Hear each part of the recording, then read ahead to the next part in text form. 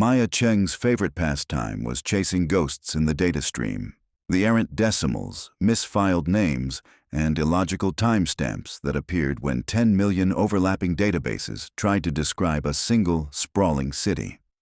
As senior integrity analyst at the New York Office of Digital Archives, she spent her days combing through motor vehicle logs, birth indexes, utilities ledgers, payroll registries, leaving polite notes in the code where reality contradicted itself.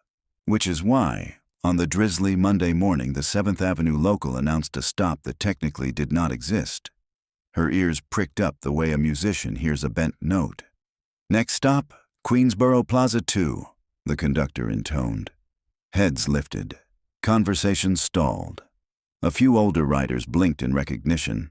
The station had been on maps for 60 years, a phantom circle that trains rumbled past without slowing. The official story was structural issues. Unofficially, no one cared. Queensboro Plaza 1 sat 3 blocks south and served every line. Yet the train braked, doors parted, and fresh tile glittered beyond the threshold. A dozen riders stepped out, curious college students with earbuds, a father dragging a stroller, 2 transit authority inspectors who immediately started filming. Maya stayed where she was, cataloging details. The lighting was warm sodium, not the city's new LED standard. Mosaic signs read QP2 in an antique serif, and no mobile signal bars displayed on her phone. The doors closed. The operator sounded rattled when he announced, "Stand clear. Next stop, Hunter's Point." At the office, Maya pulled up the early morning passenger count feed. The network already reflected a stop at 8:03 a.m., even though the official GTFS schedule file still flagged Queensboro Plaza 2 as inactive. A ghost committing itself to the record. Good. Something to report at stand-up. She had barely typed a sentence when an error bubble popped on her screen. Query returned, 0 rows, subject not found. It had been a spot check on a random MetroCard serial, habit whenever she saw a discrepancy. She reran the query against last Friday's backup. The rider existed there. Benjamin TSII, age 23, Columbia student, unlimited monthly pass. She tried the state DMV, university registry, voter rolls. Nothing. All structures referenced his ID, but the tables were empty, like hyperlinks with the target file quietly deleted. Maya leaned back so quickly her chair squeaked. Benjamin Tsai had been the first person to step onto the platform that morning. Navy hoodie, mismatched socks. She remembered because he'd nearly tripped over the gap. Coincidence, she told herself, and spent the next hour trying to prove it. By lunchtime, the list of vanished grew to 9. The stroller father, the TA inspectors, 2 teenagers in Mets jerseys. Every passenger she had watched exit at Queensboro Plaza 2 had evaporated from every municipal system. Not dead. Erased. Too many interface bugs to fix before launch, her manager said when she stormed into his cubicle. Table schemas migrate tonight. File a JIRA. It's not a schema. People are missing. He tapped the invisible watch on his wrist. 24-hour restore and all that, Maya. Let it settle. She went home and tried social sites. Private accounts returned error 404 or threw her back to the login page. Videos in which the teens had certainly commented now showed truncated threads. The city's memory was shedding human beings like snakeskin. The next morning, Queensboro Plaza 2 opened again. Word had spread. A small crowd crowded the first car. Maya counted faces as they disembarked. She took photos, discreetly, and tagged each frame with a timestamp. Then she stayed aboard, resisting the urge to follow. Back at headquarters, she compared her images to the HR Oracle directory. One face belonged to a junior payroll clerk down the hall. She hurried over.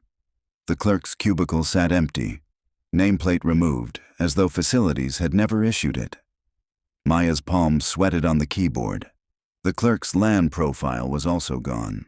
Yet she located a meeting memo from last Thursday where the woman's initials hovered in tracked changes bubbles. The text now appeared in red strike-through, as if auto-deleted during a revision no one remembered making. The anomaly wasn't inside a single server. It was inside the city's self-description. She had long ago installed personal backup routines, paranoid habits born from living inside brittle systems. That night, she printed her own resume, degrees, medical files, tax returns. She wrote scripts that pulsed her digital footprint across 4 jurisdictions, hashed and time-stamped every 10 minutes. She slid the packets into offshore object stores that billed to prepaid tokens, beyond the automatic reconciliation loops. Because Maya Cheng intended to step onto Queensboro Plaza 2 the following morning, and she fully meant to step back off with her identity intact. The morning smelled of wet steel. Rain slicked the tracks. Fluorescent lights stuttered above the platform when she boarded. A transit cop roamed the car, radio crackling. Maya held a Faraday pouch under her coat. Inside, a burner laptop idled on battery, synchronized to the hash tower she'd erected overnight. Next stop, Queensboro Plaza 2. The train eased into a station that looked older than it should. Copper water fountains unused since the 60s. Wooden benches polished by absent commuters. The tiled walls bore civic slogans from another era. Keep your city tidy, and safety is courtesy. She stepped onto the platform. The temperature dropped 5 degrees, a hush replacing the train's roar. No PA announcements, no rattle of an approaching express. A smell of ozone tingled at the back of her tongue. Her phone clock ticked 8:12 a.m. She had, by her calculations, roughly 40 minutes before peripheral databases began to decay. Time to gather evidence. The mezzanine was small, 1 flight up and 1 metal gate controlling access to the street. To her surprise, the gate stood open. She swiped a Metro card through the exit reader and received the standard go beep. The device, however, did not print a timestamp. On the landing sat a glass booth marked Station Agent, though the teller window was covered by a yellowed notice, Service as Needed. Inside, a desk lamp illuminated paper files stacked in Byzantine piles, bound by red string. Everything smelled of dry ink. She flipped the top folder. Punch cards with faded purple stripes displayed names. Many she recognized because she'd flagged them missing the previous day. Beside each card, someone had stamped a single word: released. Her skin tightened under her coat. Behind the desk, a door hung ajar. She pushed it wider. A narrow corridor led to what could only be described as a server room, if servers drank absinthe and smoked cigars. Rack after rack of electromechanical cabinets thrummed in the dark, clicking like manic typewriters. Magnetic drums spun. Tape reels fed themselves into maw-shaped readers that shredded the tape after a single pass, the scraps raining into metal bins labeled compost. Copper wires snaked into the ceiling, vanishing toward Midtown.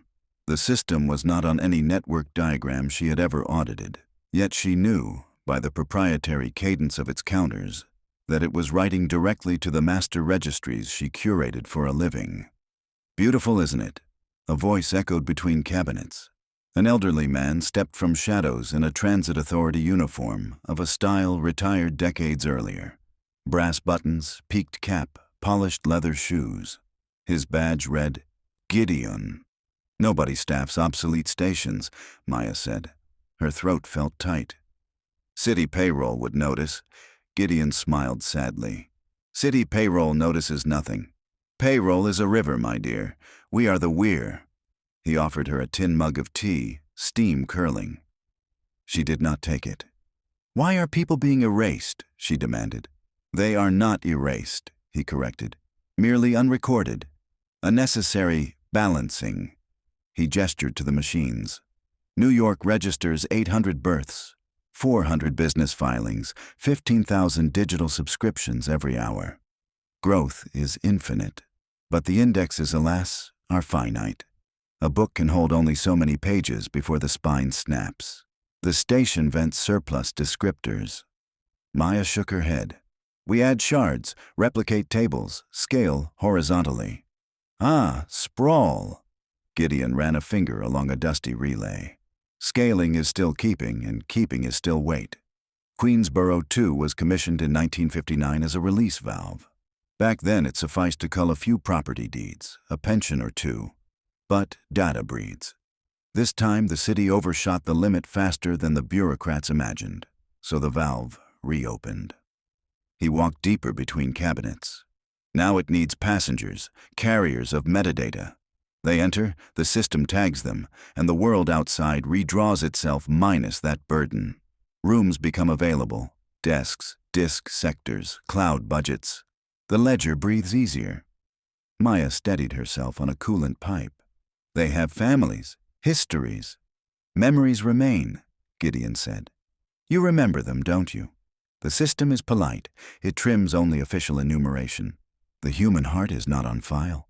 That's barbaric. That's arithmetic. Maya pressed the laptop's power key. The screen glowed behind the Faraday mesh. Her replication script continued to ping the municipal hashes every 60 seconds, but she saw alerts blossoming red. 404, 410 gone, 500. Her birth certificate had just vanished from vital records. Her mortgage API returned NIL. The draining had begun. She darted past Gideon, following the cable trunk to a patch panel labeled Root. Coax connectors fed a central distributor tied to the oldest electromechanical cabinet. A bronze plate. Interborough Index Engine. Property of Metropolitan Authority. PATI. Pending. Maya yanked the first connector. Sparks popped. Relays stuttered, punching holes in virtual punch cards. Somewhere in Manhattan, a payroll job probably threw an exception. She unplugged two more. Gideon's voice cracked, suddenly desperate. Stop! Remove too many lines and you'll crash the municipal graph. A blank ledger is worse than a crowded one. Then help me restore the passengers, she said, wrapping a fist around another cable. But doing so, she realized, was impossible from outside. The deletion wasn't a byproduct. It was the function. If she killed the engine, the last 24 hours of edits would freeze mid-commit, leaving entities half-referenced, half-absent. Marriage licenses would list spouses no longer recognized by IRS. Hospital charts would show patients without insurance IDs. Chaos. Okay. She exhaled raggedly. We replace, not erase. She slid the laptop onto a coil of cable and keyed commands. She had full local copies of the missing commuters, social security hashes, metadata, scraped from last Friday's nightly. She could feed them back into the index engine instead of letting it feed on them. Gideon watched, fascinated. You would make the valve bidirectional. Symmetric, she muttered, mapping field names. You purge, I replenish. Net zero.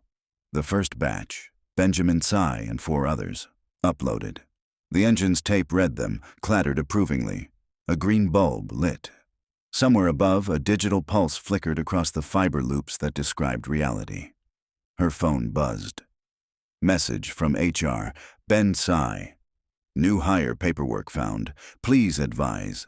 An echo of restoration. Maya grinned despite herself, fingers flying. She could do it. She could outscale the culling. Then the script stalled. Capacity limit reached. The engine printed in block letters. Buffer overflow. The machine wheezed, coolant fans whining. Gideon steadied it, patting the metal like a skittish horse. It won't allow equilibrium, he said softly. Breathing in requires breathing out. For every identity you return, it must exhale another. What if the thing it exhales is voluntary? Maya asked. Gideon's eyebrows rose. She felt the weight of her own printouts. The redundancies scattered across vaults and clouds, the fail-safes humming on autopilot. She could donate her redundancy. Let the ledger release only that which she had already cached offline. Her memories would stand even if her social security file vanished. She could hold herself in the interstice. Caretaker, counterbalance. Maya drew a breath. Teach me to run it. The handover took all afternoon. Gideon showed her paper maintenance logs, grease-pencil decision trees, a brass lever that must be thrown at the end of each 24-hour cycle to prevent runaway deletion. The system liked ritual. It trusted habit more than code. At 7:03 p.m., she felt the moment her last public token winked out. An automatic email from her bank announced account closure due to identity mismatch. Her phone lost connection to every app requiring login. A strange calm settled over her, like shedding a tight coat. She was still Maya Cheng. She simply no longer occupied a row in the world's tables. Gideon placed his cap on the console. "All debts paid," he whispered, and stepped toward the staircase. The valve always needs a keeper, until the city learns to build a better spine. "Will they remember you?" she asked. "Perhaps in footnotes you haven't cleaned yet." He winked, then ascended into evening traffic that would never note his passing. Night in Queensboro Plaza 2 was comfortable, acoustically perfect. Relay clicks formed lullabies. Maya sipped the tea she'd earlier refused and tested her first balanced transaction. 5 erased commuters in, 5 resurrected out, culled from her own redundant footprints. The ledger accepted the trade. No alarms anywhere. She printed and filed the punch cards, tying them with red string the way Gideon had taught. Weeks passed. The station stayed off map again, trains sliding by unaware. Maya fine-tuned algorithms. A Brooklyn seamstress returned to her children. A retired firefighter found his pension restored. A dazed grad student swiped his Metro card one morning to discover overdue library fines miraculously back on record. Equilibrium. She could not leave. The first attempt pushed too much burden onto the buffer. The city tried to erase 3 elementary school classrooms to compensate. She stayed underground, documenting process, feeding the valve with her own looping identity, dividing pieces small enough that no one up top noticed the gaps. Sometimes she felt lonely. Then she heard the city's hum through the copper wires, a vast organism breathing, and she knew the station mattered. One rainy Thursday, a courier arrived at the Office of Digital Archives carrying an unsigned thumb drive. Maya's former cube-mate, Minnie, plugged it in and found a complete audit trail of every disappearance and reappearance since the day Queensboro Plaza 2 opened, annotated in Maya's crisp commenting style. A banner at the top read, "Please build a bigger spine." Minnie reported the file, but management dismissed it as an imaginative hoax.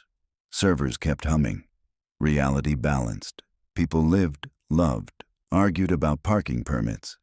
And deep beneath their feet, in a forgotten station tiled with slogans about courtesy, a woman in a transit cab flipped a brass lever at precisely midnight, assuring the ledger would hold until morning.